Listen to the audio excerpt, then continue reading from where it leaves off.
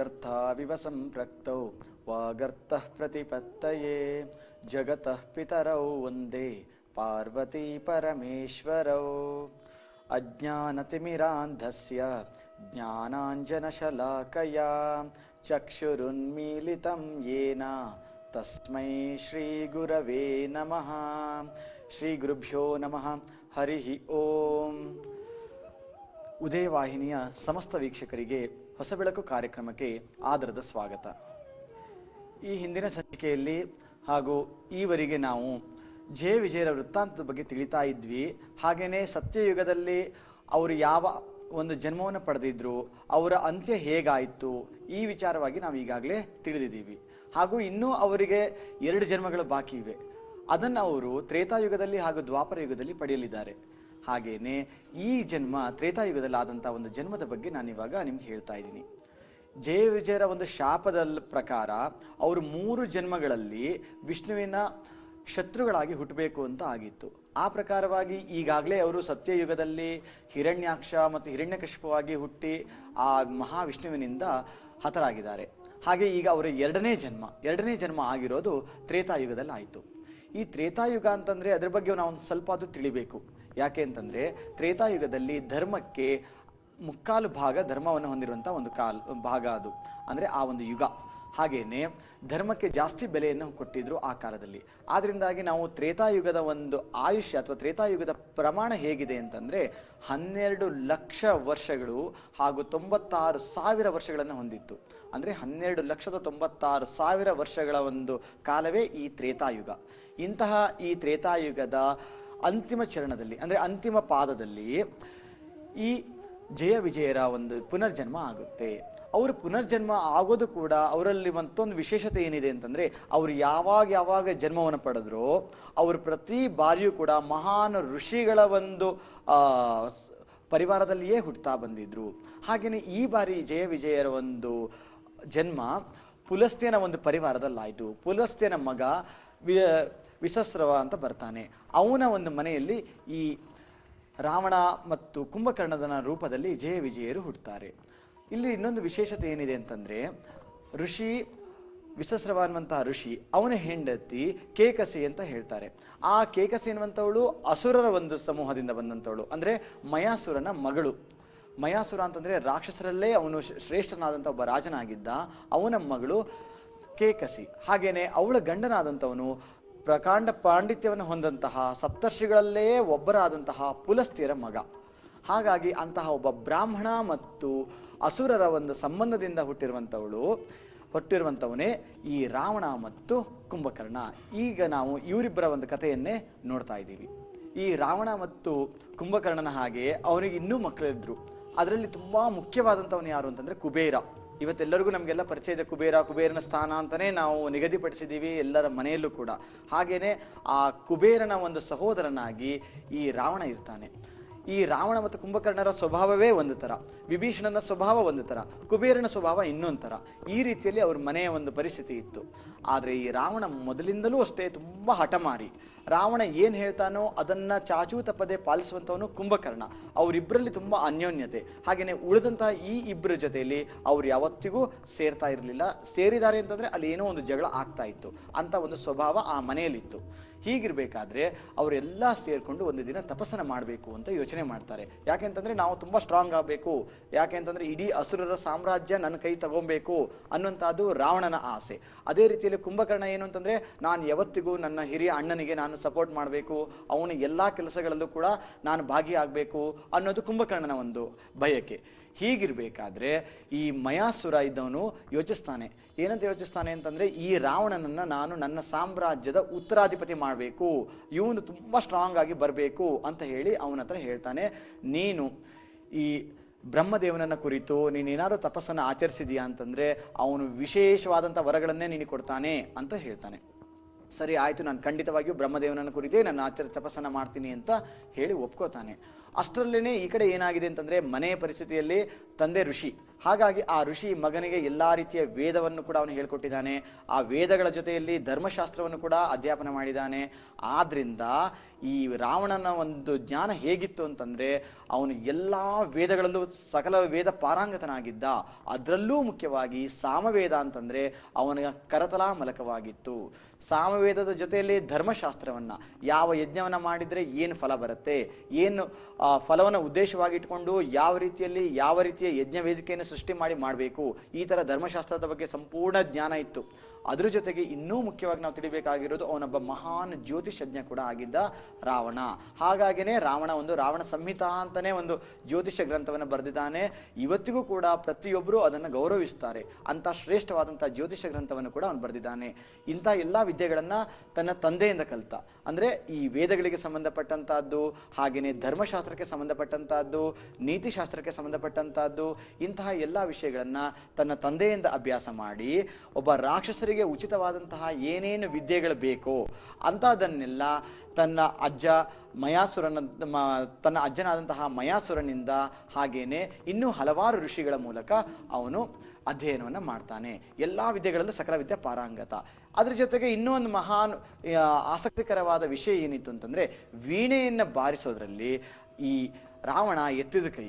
ಅವನು ಯಾವ್ಯಾವ ರೀತಿಯ ಸ್ವರವನ್ನ ಹೇಗೆ ತರಬೇಕು ಅನ್ನೋಂಥ ಅದರಲ್ಲಿ ಪ್ರಕಾಂಡವಾದಂತಹ ಪಾಂಡಿತ್ಯವನ್ನು ಹೊಂದಿದ್ದ.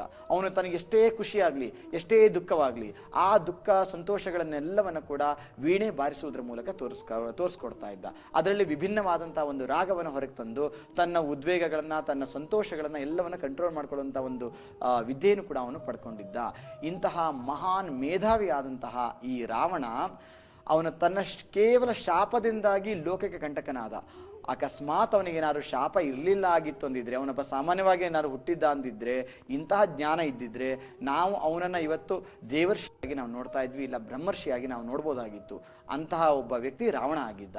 ಜನರಲ್ಲಿ ತುಂಬಾ ಒಂದು ತಪ್ಪು ಕಲ್ಪನೆ ಏನಿದೆ ಅಂತಂದ್ರೆ, ರಾವಣ ಕೇವಲ ದುಷ್ಟ ದುಷ್ಟ ದುಷ್ಟ ದುಷ್ಟ ಅನ್ನುವಂತಹ ಭಾವನೆ ಮಾತ್ರ ಉಳ್ಕೊಂಡಿದೆ. ಆದ್ರೆ ಅವನಲ್ಲಿದ್ದಂತಹ ಧರ್ಮಶಾಸ್ತ್ರದ ಜ್ಞಾನ ಹೇಗಿತ್ತು ಅಂತಂದ್ರೆ, ಮಹಾನ್ ಮೇಧಾವಿಗಳು ಕೂಡ ಅವನ ವಿಷಯವನ್ನ ಓದಿ ತಿಳ್ಕೊತಾ ಇದ್ರು, ಅವನ ಬಗ್ಗೆ ಕೇಳ್ಕೊಂಡು ಅವರು ಆ ಧರ್ಮವನ್ನು ಪಾಲಿಸ್ತಾ ಇದ್ರು. ರಾವಣ ಬರೆದಂತಹ ಏನೇನು ವಿಷಯಗಳಿದೆಯೋ ಅದು ಋಷಿಮುನಿಗಳು ಕೂಡ ಪಾಲಿಸಿದ್ದಾರೆ ಅಂದ್ಮೇಲೆ ರಾವಣನಲ್ಲಿ ಎಂತಹ ಜ್ಞಾನ ಇತ್ತು ಅನ್ನೋದು ನಮ್ಗೆ ಇದರಿಂದ ತಿಳಿದು ಬರುತ್ತೆ. ಅವನ ಒಂದು ಮುಖವನ್ನು ಮಾತ್ರ ನಾವು ನೋಡ್ತಾ ಇರ್ತೀವಿ, ಅವನೊಬ್ಬ ದುಷ್ಟ ಅನ್ನುವಂತಹದ್ದು. ಆ ದುಷ್ಟತನವನ್ನ ಬಿಟ್ರೆ ಅವನಲ್ಲಿ ಏನೇನಿದೆ, ಇನ್ನೇನೇನು ವಿದ್ಯೆ ಇದೆ ಅವನಲ್ಲಿ. ಯಾಕೆಂತಂದ್ರೆ ಜ್ಯೋತಿಷ ವಿದ್ಯೆ ಅನ್ನುವಂಥದ್ದು ಸಾಮಾನ್ಯಕ್ಕೆ ಬರುವಂತಹದ್ದಲ್ಲ. ಅಂಥದ್ರಲ್ಲಿ ಯಾವ ಮುಹೂರ್ತದಲ್ಲಿ ಯಾರು ಯುದ್ಧ ಮಾಡಿದ್ರೆ ಅವ್ರು ಗೆಲ್ತಾರೆ, ಯಾವ ಮುಹೂರ್ತದಲ್ಲಿ ಮನೆಯಿಂದ ನಾವು ಹೊರಟು ನಮ್ಮ ಸಂಗ್ರಾಮವನ್ನು ಶುರು ಮಾಡಬೇಕು, ಇಂತಹ ಎಲ್ಲಾ ವಿಚಾರಗಳ ಬಗ್ಗೆ ಅವನು ತುಂಬಾ ಜ್ಞಾನವನ್ನು ಪಡೆದಿದ್ದ. ಇಂತಹ ಈ ರಾವಣ ತಪಸ್ಸನ್ನ ಮಾಡಿದಾಗ ಏನಾಗತ್ತೆ, ಅಲ್ಲಿ ತಪಸ್ಸಿನ ಪರಿಣಾಮ ಏನಾಯ್ತು, ಅದೇ ಒಂದು ತಪಸ್ಸಿನ ಪರಿಣಾಮ ಕುಂಭಕರ್ಣನ ಮೇಲೆ ಏನಾಯ್ತು, ಈ ವಿಚಾರವಾಗಿ ನಾವು ಅವಶ್ಯವಾಗಿ ತಿಳ್ಕೊಳ್ಳೇಬೇಕು. ಈ ವಿಚಾರವನ್ನ ವಿರಾಮದ ನಂತರ ತಿಳಿಯೋಣ.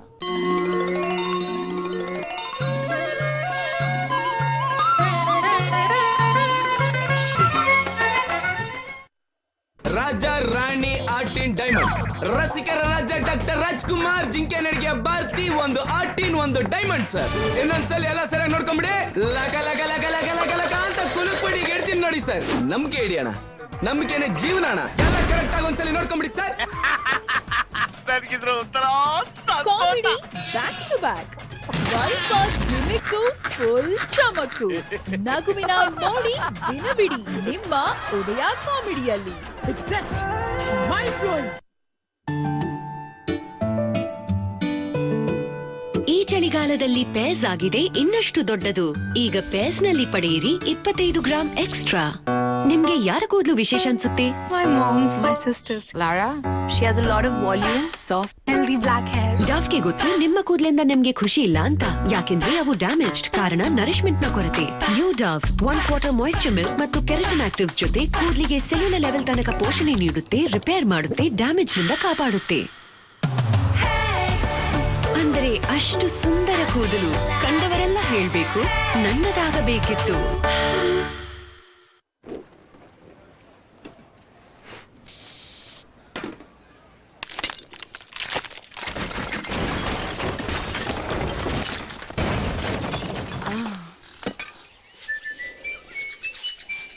ಪುರ್ಸೊತ್ತಿಲ್ಲದೆ ತಿಂತಾ ಇರಿ, ಹುಳಿ ತೇಗಿನಿಂದ ಎದೆ ಸುಡ್ತಾ ಇರ್ಲಿ.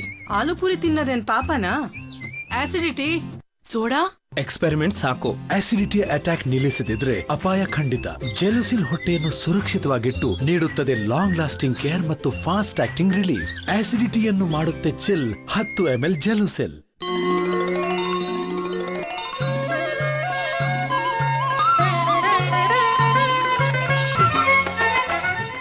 ಇಂತಹ ರಾವಣ ಇನ್ನೂ ಹೆಚ್ಚು ಶಕ್ತಿಶಾಲಿಯಾಗಿ ಇಡೀ ಸಾಮ್ರಾಜ್ಯದ ಸ್ಥಾಪನೆ ಮಾಡಬೇಕು ಅಂತ ಹೇಳೋ ಒಂದು ಉದ್ದೇಶದಿಂದ ತಪಸ್ಸನ್ನು ಆಚರಿಸೋದಕ್ಕೆ ಪ್ರಾರಂಭಿಸ್ತಾನೆ.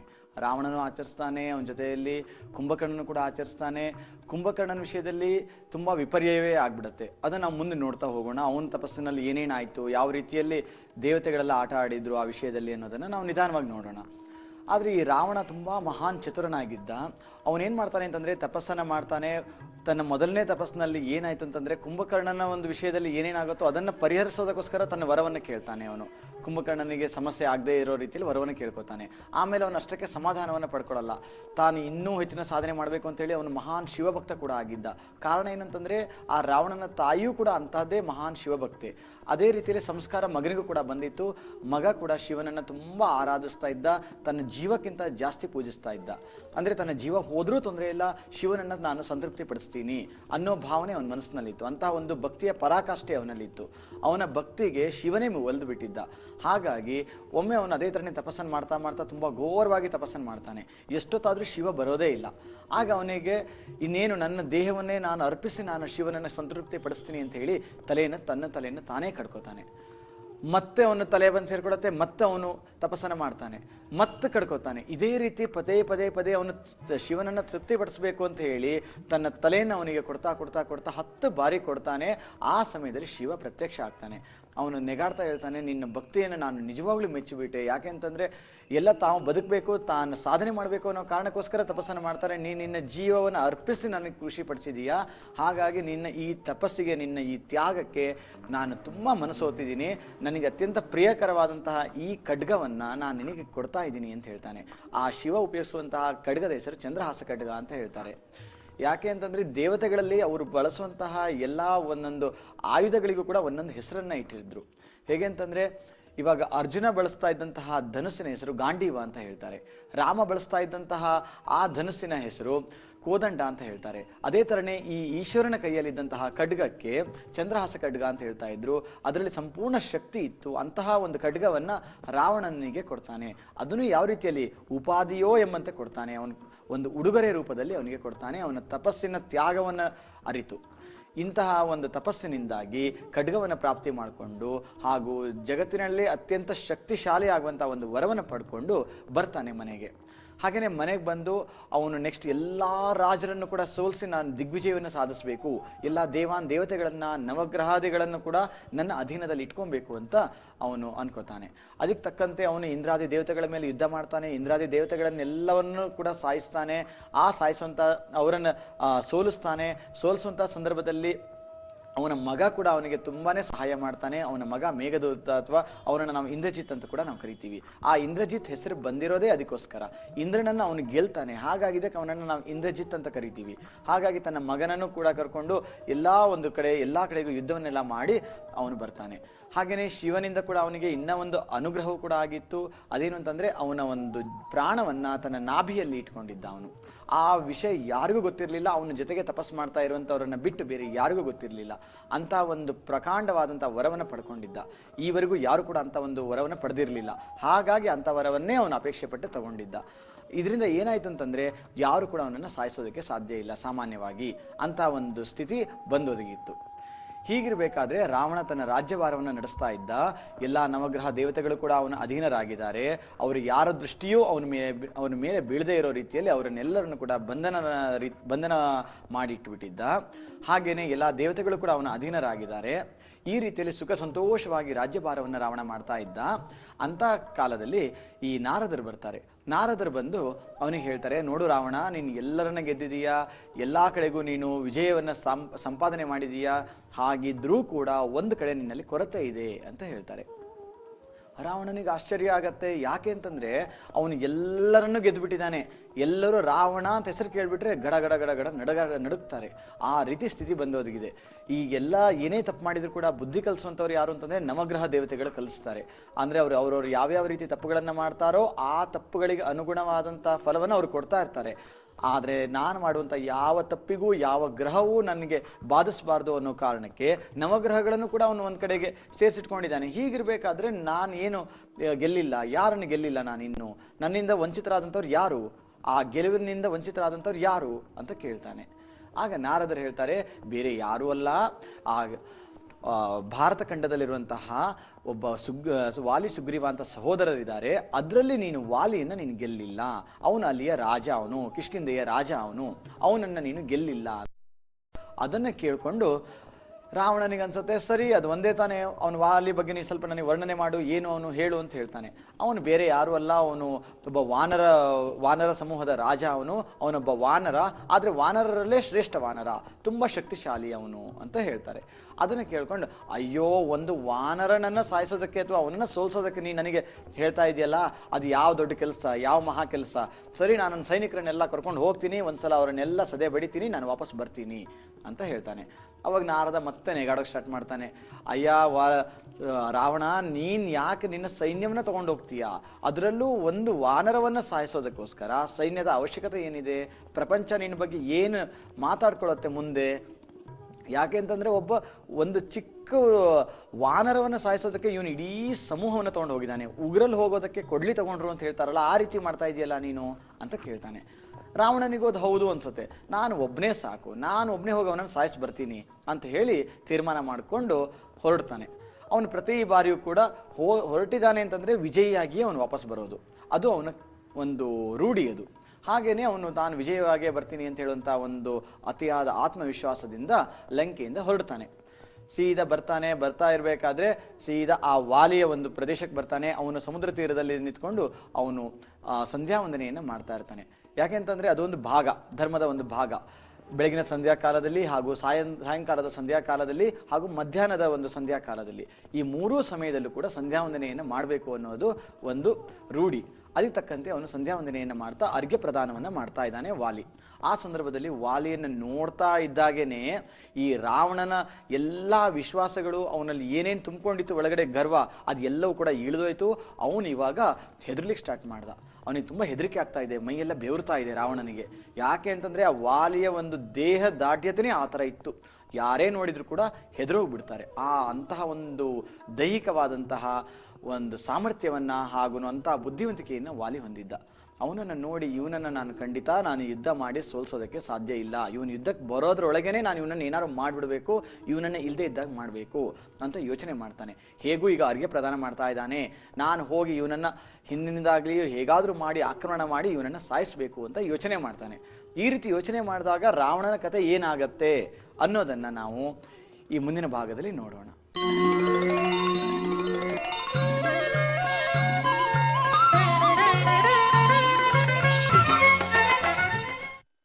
ವಸಂತ ಬಿಡುಗಡೆ ಆಗ್ಲೇಬೇಕು, ಇಲ್ಲಾಂದ್ರೆ ಮನೆ ಖಾಲಿ ಮಾಡ್ಬೇಕು. ಅದನ್ನ ವಸಂತ ನೋಡಿ ಅವನ ಕಣ್ಣಲ್ಲಿ ನೀರೆಲ್ಲ ರಕ್ತ ರಕ್ತ ಸುರಿಬೇಕು. ಕಾದಂಬರಿ ಕಣಜ ಸೋಮವಾರದಿಂದ ಶನಿವಾರ ರಾತ್ರಿ 8:30ಕ್ಕೆ ನಿಮ್ಮ ಉದಯ ಟಿವಿಯಲ್ಲಿ.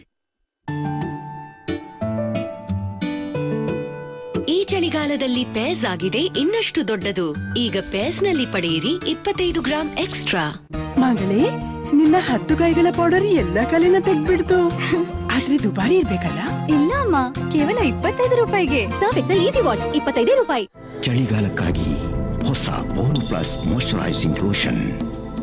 ಇದರಲ್ಲಿದೆ ಕೇಸರಿ, ಹಾಲಿನ ಕೆನೆ, ಗುಲಾಬಿ ಮತ್ತು ಬಾದಾಮಿ. ಇವು ನಿಮ್ಮ ತ್ವಚೆಯನ್ನು ಒಣಗದಂತೆ ತಡೆಯುತ್ತವೆ, ತ್ವಚೆಯನ್ನು ಆರೋಗ್ಯಕರ ಮತ್ತು ಸುಂದರವಾಗಿಸುತ್ತವೆ. Boro plus moisturising lotion. Boro plus lotion ಜೊತೆಗೆ ಹೊಸ Boro plus anti pollution face wash ಉಚಿತ.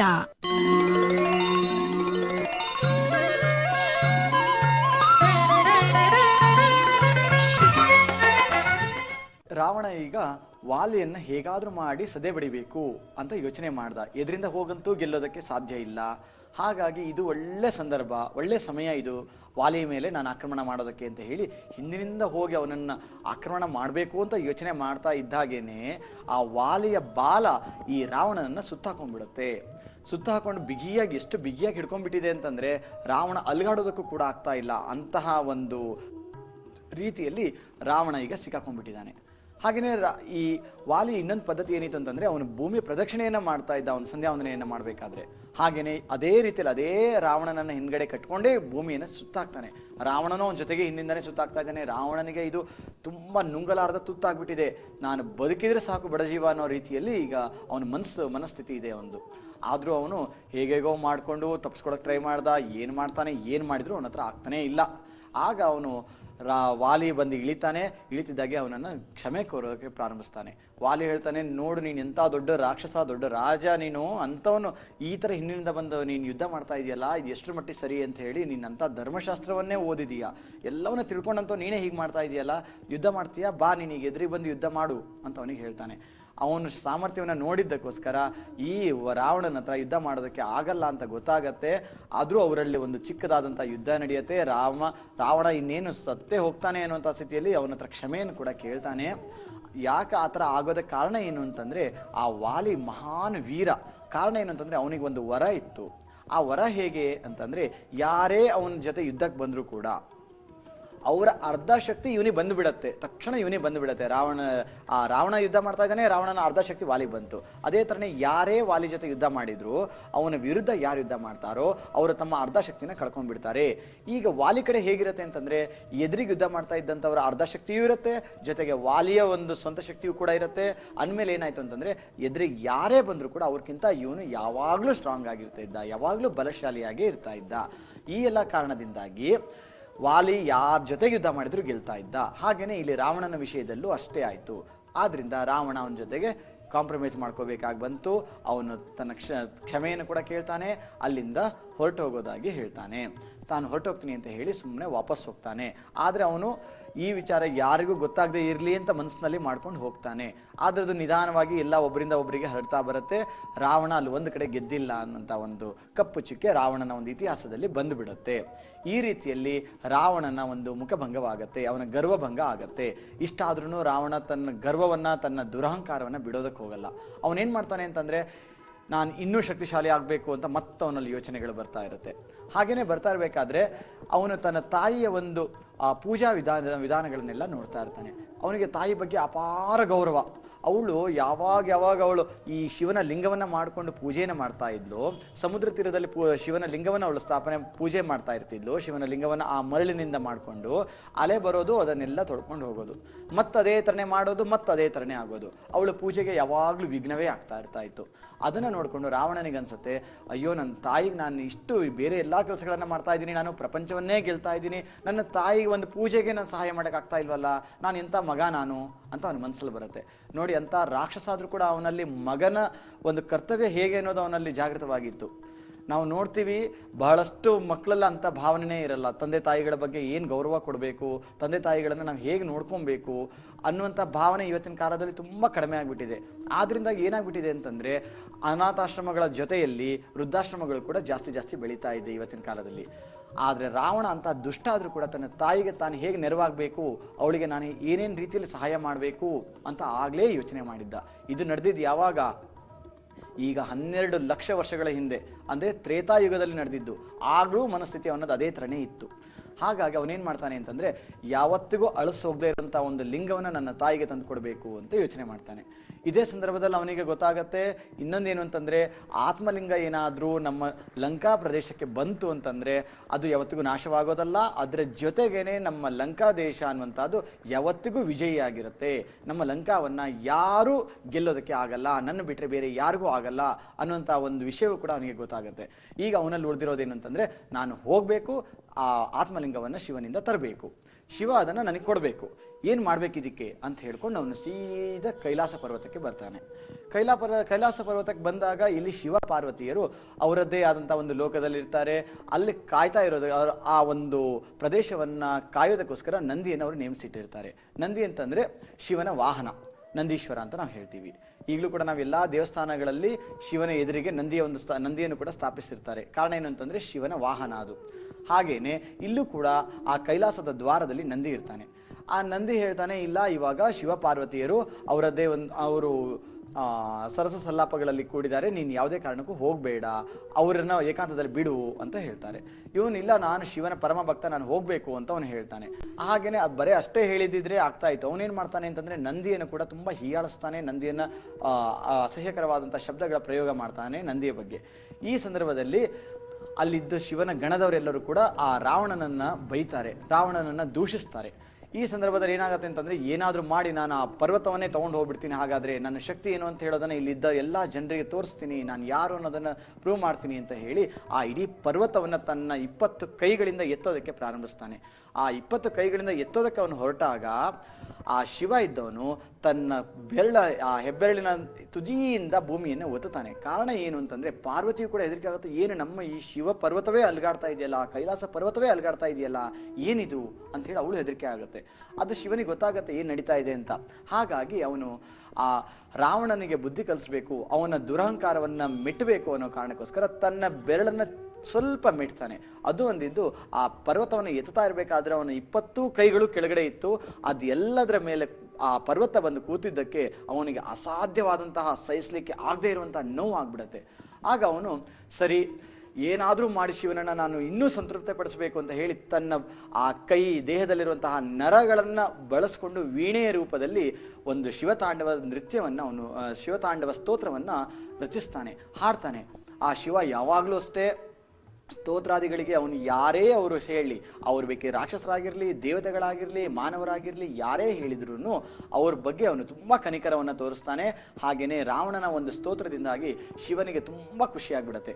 ಶಿವ ಇದ್ದವ್ ನೀವು ಆವಾಗ ಆ ತನ್ನ ಒತ್ತಿದ್ದಂತ ಬೆರಳನ್ನ ಹಿಂದೆ ತಗೊಂಡು ರಾವಣನ ಮೇಲೆ ಅನುಗ್ರಹವನ್ನ ತೋರಿಸ್ತಾನೆ. ಹಾಗೇನೆ ರಾವಣನಿಗೆ ಕೇಳ್ತಾನೆ, ನೀನ್ ಏನ್ ಬೇಕಪ್ಪ, ನೀ ಕೇಳು ಅಂತ ಹೇಳ್ತಾನೆ. ಆಗ ರಾವಣ ಇದ್ದವನು ತನ್ನ ಮನೋ ಇಚ್ಛೆ ಏನಿದೆಯೋ ಅದನ್ನ ನಾನು ಪೂರೈಸ್ಕೋಬೇಕು ಅಂತ ಹೇಳಿ ಕೇಳ್ತಾನೆ. ರಾವಣ ಇದ್ದವನು ಶಿವನ ಹತ್ರ ಅವನು ಕೇಳೋದೇನು ಬೇರೆ ಇನ್ನೇನು ಅಲ್ಲ, ತನಗೆ ಅದು ಬೇಕು ಇದು ಬೇಕು ಏನು ಕೇಳಲ್ಲ. ಅವನು ಸೀದಾ ಕೇಳೋದೇನು ಅಂತಂದ್ರೆ ಶಿವನ ಆತ್ಮಲಿಂಗವನ್ನೇ ಕೇಳ್ತಾನೆ. ಈಗ ಈ ಆತ್ಮಲಿಂಗವನ್ನು ಕೊಟ್ರೆ ಏನಾಗತ್ತೆ ಅನ್ನೋದು ಕೂಡ ಶಿವನಿಗೆ ಗೊತ್ತು. ಹಾಗಾಗಿ ಅವನು ಇವಾಗ ಕೊಡ್ತಾನೋ ಅಥವಾ ಕೊಡದೇ ಇರ್ತಾನೋ ಅಥವಾ ತಗೊಂಡು ಹೋದ್ರೆ ರಾವಣನ ಕಥೆ ಏನಾಗತ್ತೆ, ಇದೆಲ್ಲದೂ ಕೂಡ ತುಂಬಾ ಸ್ವಾರಸ್ಯಕರವಾದಂತಹ ವಿಷಯ. ಈ ವಿಷಯವನ್ನ ನಾವು ಮುಂದಿನ ಸಂಚಿಕೆಯಲ್ಲಿ ತಿಳಿಯೋಣ. ಸರ್ವೇ ಭವಂತು ಸುಖಿನಃ, ಸರ್ವೇ ಸಂತು ನಿರಾಮಯಾಃ, ಸರ್ವೇ ಭದ್ರಾಣಿ ಪಶ್ಯಂತು, ಮಾ ಕಶ್ಚಿತ್ ದುಃಖ ಭಾಗ್ ಭವೇತ್. ಓಂ ಶಾಂತಿ ಶಾಂತಿ ಶಾಂತಿ. ಹರಿ ಓಂ.